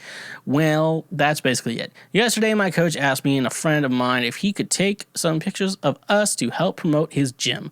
I wasn't so fond of the idea, but I told him yes because he's been very kind and supportive of both of us. Last night, my boyfriend came to see me and I told him my coach, adding that of course I'll let him not to take pics of my butt because I'm not comfortable with it. I've seen the pics he's taken to other people, and none of them are butt shots. He didn't say anything and went home quickly. Then he came home, he texted me, and I asked if everything was okay. He said no, because my girlfriend wants to do a photo shoot on a Saturday. I don't have a problem with it, just don't do it while you're my girlfriend. If you want to show off your ass, then let's break up first. I told him I wasn't going to show off my ass, that if he had a problem with that, he should have told me while we were together and not wait till he got home to tell me that. He said that there's nothing to talk about. If I take those pictures, we break up, so I could go to show my ass with my friend anytime I want. I told him again that they're not sexy pics. He replied, OFC, if they're gym pics, then they have to be sexy. Then he said that if my friend wants to upload pics so the guys would jerk off to her, she could do it. And if I wanted to do it too, first we have to break up. So I got angry and I told him not to talk badly about my friends. Since when we haven't talked, I've been waiting all morning for him to text me and nothing. I always text him first, but I won't do it this time. Isn't all these super immature? I mean, gym pics mean butt pics? Can't we talk about it instead of him threatening me? I don't want to break up, but I don't know how we can't communicate without a fight and how I can make him understand that his way of thinking is absurd. Oh, okay. So, listen, fellas. Let's talk to all the fellas out there. If your woman chose this path, she wants to take nude photos and sell them online to people, it's okay, because she's not having sex with anyone else but you. So who are you jealous of? I mean, I get the idea of like porn actors, like they have sex, make money while filmed, and then they come home to you and you can't ask them how work was because then you'll cry. But like, it's just like photos, shit like that. I'm like, fuck it, do it, make some money, buy me a PlayStation 5. You know what I'm one. I don't get that type of jealousy. I guess I don't. It's like, I don't want my girl showing her body to anyone but me. I'm like, bitch, if it makes money. I don't think she's making money, but honestly, it sounds like this dude, her gym coach or whatever, is probably taking pics for his business, not to try to fuck your girl. So chill the fuck out. And if guys think your girlfriend's hot, remember, she's coming home. She's only coming to you, not anyone else. So they're jealous of you, not of her, of you. So calm your goddamn fucking tits. And some Instagram fucking person wants me to add them. Thanks for following. All right. So yeah, that was a stupid fucking relationship. Like, that guy's probably not good. Break up with me then. All right, I will post my ass on Instagram, and then I will get a ton of DMs. So, yeah, good luck. Good luck, buddy. Doesn't sound like you respect women. Also, I think that may be it. I think I just figured out something. I think men who get mad at women for, like, posting, like, OnlyFans shit and stuff like that, I don't think they respect women. I think that's the thing. I figured that out. So, we solved a problem here today. If you are mad that your significant other is posting sexy photos on the internet and that upsets you, you don't respect women. Because I don't care what anyone does on the internet. But if it makes money, I'm pretty cool with that. But I also don't want another guy's dick in her. That's me. All right, let's move on before I legit say something stupid. My girlfriend does not know if she wants a future with me, but still wants to continue dating. All right. Me and my girlfriend have been dating for the past 2.5 years. I'm just about to complete my master's while she's just about to complete her undergrad. I have invested a lot of time and energy in this relationship to the point I feel my career aspirations and my desires to work hard have taken a back seat. However, we've discussed a couple of times if she wants a future with me or not. She has mostly replied negatively. One time she even straight away told me that I'm not the one. Though she said this a year ago, I don't know if her position has changed. I have broken up twice with her because I don't see a point in dating someone who doesn't see a future with me. I do love her and she persuades me to live in the moment, and that's why we end up getting back together. She says she's too young for that big of a commitment, which I agree, but I don't want a commitment. I just ask if she sees a future with me, and her answer has always been no in the past. She's taller than me, and I think that too is a reason why she does not see a future with me. I like her a lot, but in the recent past, she has also been mean to me a couple times, although I think unknowingly when we had just started dating, she had said, I don't know why I'm attracted to you. You're not even that attractive. I like to think that she has changed now and sincerely apologizes every time she hurts me now. But whenever she does hurt me, I think of the quote above and think if that's her true feelings about me, I think she feels I make her walk on eggshells. I feel I have become more insecure about the way I look because of her. I do love her, but I feel my career aspirations and studies are really suffering because of this relationship. I also think that if I am being oversensitive whenever I get hurt by her, even when I'm in the relationship, I constantly feel anxious that this is bound to end someday, and it really stresses me out. I broke with her 2 days ago. I'm considering talking to her again to mend things back because I feel that I'm judging her from her old positions about us too much. Should I try to mend things with her or not? All right, we're going to go point by point. We're scrolling back up to the top of this. Girlfriend does not know if she wants a future with me. Okay, I'm going to go through here. Obviously, you got your master's, you have career aspirations, but you're putting in the back seat for her. That's a red flag. Do not do that shit. Do not drop everything. Even though one of my favorite song lines is by the Avett Brothers, I would rearrange my plans and change for you. I used to love that line. I still love that line, just being that in love with someone. But at the same time, do not ever do that ever for anyone. If you have career and desires in your life that you want to live, you should go towards those. And if she doesn't want to come along with it, fuck her.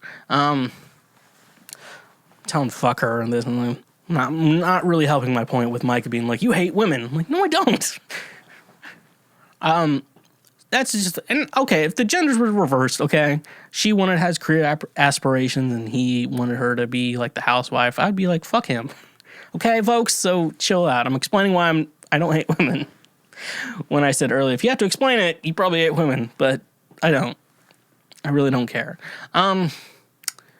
Obviously, you're putting more into this, and honestly, if she's saying I don't see a future with you, y'all need to just end shit. That is for sure. You said you've broken up twice, but got back together.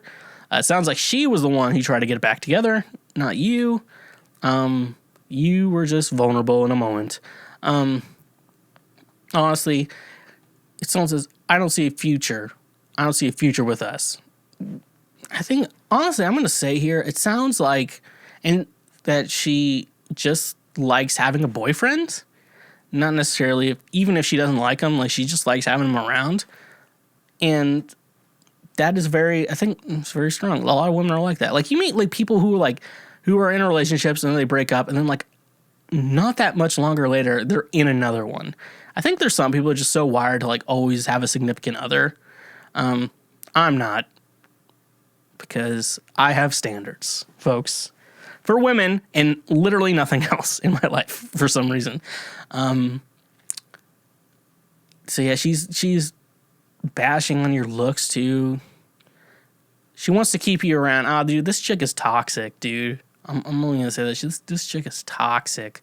She's keeping you around because she needs someone to fulfill like this empty fucking void in her soul. Because how much of a bitch she is, dude. You broke up with her 2 days ago.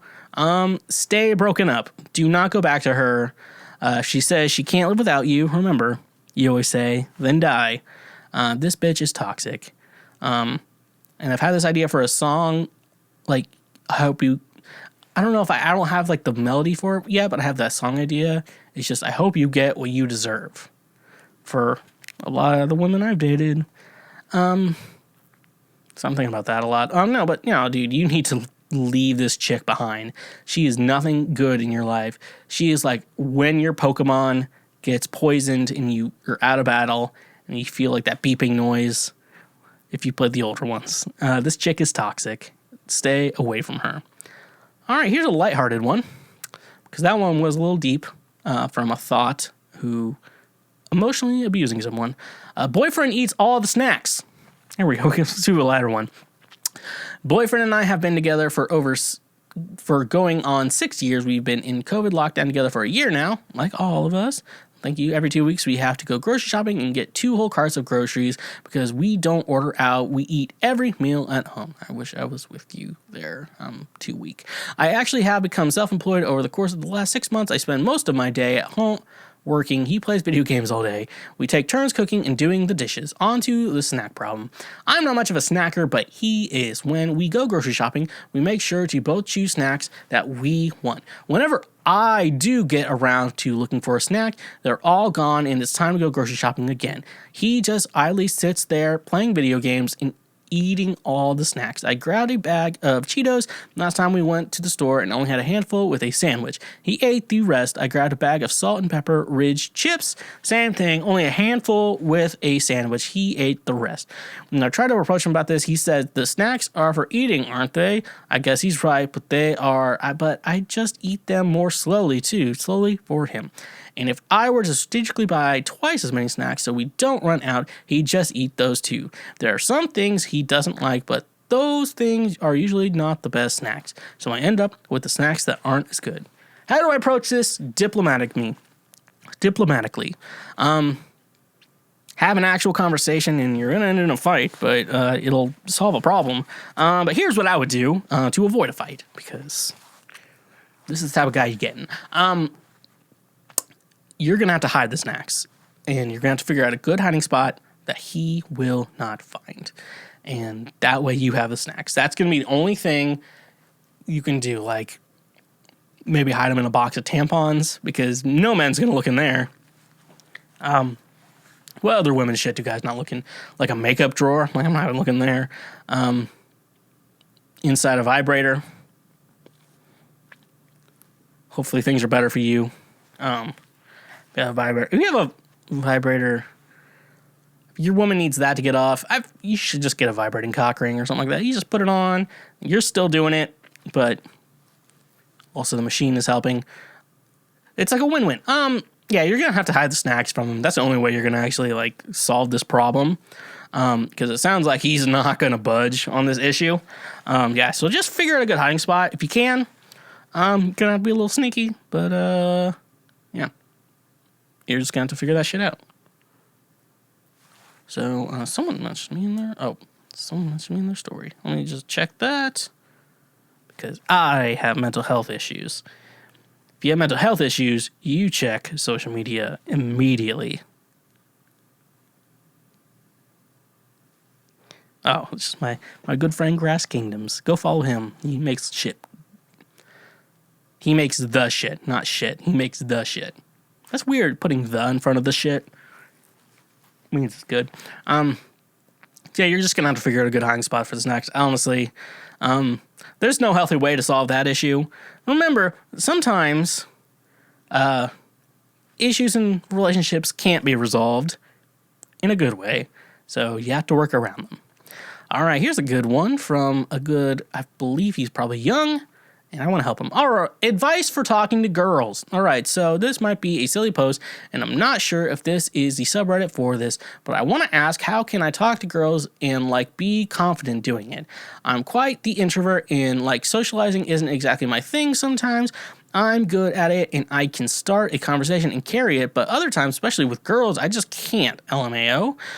It's mostly because I'm not the most happy with my looks, so I get pretty insecure. Also, I feel like I'm boring. Anyways, yeah, so how can I approach girls and talk to them and not make myself look like a loser? I'd like to actually meet a girl and potentially have an actual girlfriend instead of some girl at it, because most people I talk to are online. So here's my best advice for you. If you're a little introverted, sometimes you have to force yourself into conversations. When people talk about, like, I have a hard time making friends, and I'm like, what you need to do, like, when I moved to Nashville, there was a good while I didn't have a ton of friends. What I did, I forced myself into friendships. So there's a way you do it correctly. You just be like, oh, you're hanging out? Can I come? And then you come over and then be a good friend. You also have to be a good friend. That's also a key topic while my nose itches. You have to be a good friend, but a lot of times you just force yourself away into someone's friendship. A lot of my friendships have been that way. My friendship, either I just showed up one day and became their friend, or I forced myself on them. And you still have to be a good friend. You still have to be a good friend. But yeah, so sometimes you have to do that way. When I say force yourself on a woman, there's a difference. Just start talking to them. And if you think you're a loser, you're probably not. Just talk about things you like and shit like that. And then also, like you said, you're not happy with your looks. I had a good conversation with Josh. You know, this is a Josh positive episode of Cancel Schweezy. You have to find that little voice in your head that says that, like, negatively talks about how you look, and tell it to shut the fuck up, folks. That is a good thing to do, because it's only in your head. We all hate how we look, and I'm not sure what we can do about that. So you fucking talk to, like, supermodels, like 10 out of 10, and they're talking about, like, yeah, my hips are too wide. I'm like, shut the fuck up, you're fine. It's like, oh, my lips are like a normal size. I'm like, shut the fuck up, you look great. Well, it's like, well, yeah, well, South Park did it. Like, Demi Lovato didn't like people, like, talking shit on her. And then Cartman's like, Demi Lovato's super hot. Why are people talking shit? We all hate our bodies, folks. So you gotta gain that little voice in your head that tells you to shut the fuck up. So that's my best advice for anyone with body image issues. But make sure you're healthy, folks. I still want to promote, like, have a healthy body, but a healthy body is not six-pack abs. I don't know what a normal... I do still want to do, like, a very big, like, thing. People talk shit on me, but, like, I'm very big on, like, look, body positivity is a good thing, but we also need to promote, like, healthy bodies. And there's a difference between, like, I have big hips and my shoulders are too broad compared to my skinny arms. That's my problem. So I'll just bring that up. Like, and then, like, other people look at you and you're like, I don't have a problem with anything with the way you look. And you're like, oh yeah, because we focus on ourselves more than we think we do. And folks, I'm wanting to promote a healthy body, but I don't want to like fat shame anyone, except for Micah because he lost a bet, but he's also not like super obese. But I earned that right. Anyways, let's now on to the next question. This is one I'm an expert on. Don't know how to approach my boyfriend's hygiene habit without hurting his feelings. My boyfriend is great. He's loving and thoughtful and respectful. But one thing that really bothers me is that over the years, he has gained a lot of weight and doesn't seem to care. He also doesn't realize that he smells bad at times and isn't clean, especially private areas. It's an absolute turnoff for me. I don't want him laying in the bed smelling bad or having sex/sexual stuff when I've done second base and ended up gagging because it smelled like a public bathroom. I'm worried about him giving me a UTI or causing our child to get sick because he isn't showering or realizes that he smells horrible sometimes. He does shower, but whenever he smells bad, his way to fix it is covering it up with cologne, which I think is worse. I have attempted to talk to him about this, legit taking showers with him, tried to teach him healthy options to eat and put cream on his face. But when I'm not around, he doesn't care and goes back to being bad. I don't know what to do or how to approach the entire situation regarding weight, smell, and overall hygiene without hurting him. Weight one's going to be weird. That's going to be a weird conversation. So that's going to be a rough one. Probably just be good. So that one I'm going to stay off of because apparently I have wrong opinions on that. But also, my opinions are try to look good for your partner, folks, and also fucking take care of yourself. More my main purpose. I like to, if I'm with someone, I want to look good for them, and I'd want them to try to look good for me, just mutual love for each other. Like, if I love someone, I want to look good for them. And that's just how I roll. Some people aren't like that, and apparently I have to accept that. But hygiene, there's no exception for hygiene. Like, you need to smell good. One thing that's nice to figure out, like his overall hygiene, he doesn't shower. Make him shower every day. That's an important thing. Make sure he showers every single day. Make sure he does that shit. If he smells bad, tell him the cologne is not worse. How cologne works. So when you shower and like you use soap and stuff like that, you're taking like dirt and all weird shit, all that stuff. Like you're taking it off your body. And then that's the thing. The smelly stuff, you're taking that off your body. Then with like cologne only makes you smell. So you take all the stuff off your body.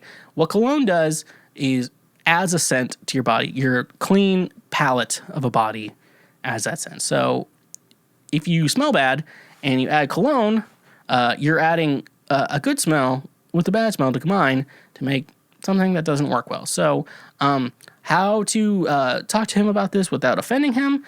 You're going to offend him. That's all. You're going to make him mad. So as long as you make sure he changes, like I say, the end justifies the memes.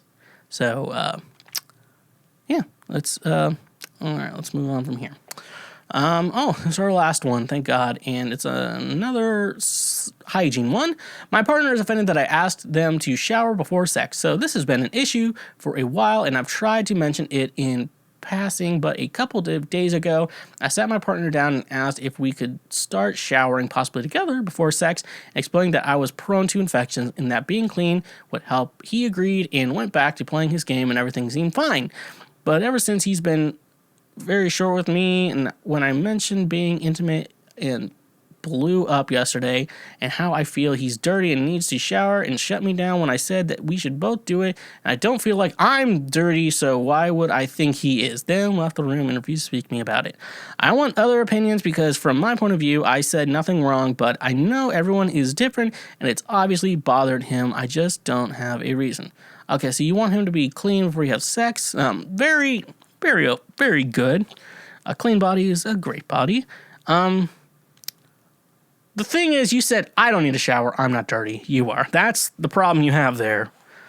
And that's going to be the problem. Because he was like, well, if I have to do it, you have to do it too. And you should have been like, all right, I'll do that too. It's no problem for me. Because when you have like an expectation for someone, you have to be very vulnerable with it. I think I said something like, I would like to have a girlfriend who is skinnier than me. I like dating people who are skinnier than me. Now, I'm not the fittest human being on the planet. So, skinnier than me is not paper thin. So, I don't mind a girl who's a little bit thicker. That nice thick girl, you know. I don't mind a little thickness. Down with the thickness. So, I mean, like, that's like an expectation. But, like, I have to realize, though, that, like, yeah, you're not dating models, bud. You're dating real women. So, you got to keep your expectations real. So, you're asking someone to clean themselves, but then you say, like, well, I'm not dirty. I don't need to. You need to realize that. Expectation is for you to clean yourself, too. So, that's it. Don't ask others what you wouldn't do yourself. And that's how I feel with life in general. But anyways, that's the last question I have for today. Thank you for checking out this episode of Cancel Schweezy. Hope your brain cells don't hurt. If you have any questions, comments, concern, you can always email to them to theshwedcast@gmail.com or send them to me all over the internet where I'm on, at the Schweezy, except for TikTok, where I'm at the Foreplay King. Check out my music on Spotify. It's under Schweezy. Social medias, like I said, it's at the Schweezy. Like and subscribe wherever you're listening or watching the podcast. Subscribe and follow on Twitch. Help support the show, and don't give Jeff Bezos an extra $5. And on Patreon, we do have $5 a month ad-free episodes. So go there if you want to further support everything I do in life. But like I said, that's the way it is. That is the end of the show. I don't have anything more to say today. I will next week. So that's why you should subscribe, because I'll be back next week. So like always, honk if you love butt drugs, and stay awesome.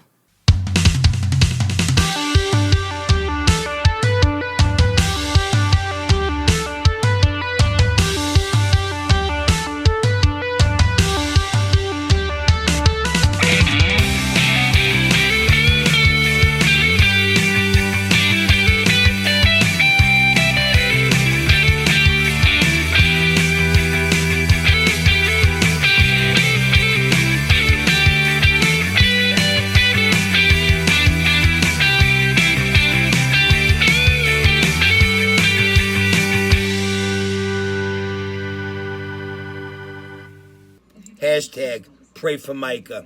Well, look at you. You just finished an entire episode.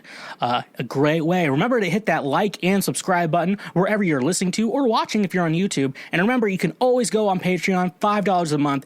That gets you ad-free episodes of all my shows.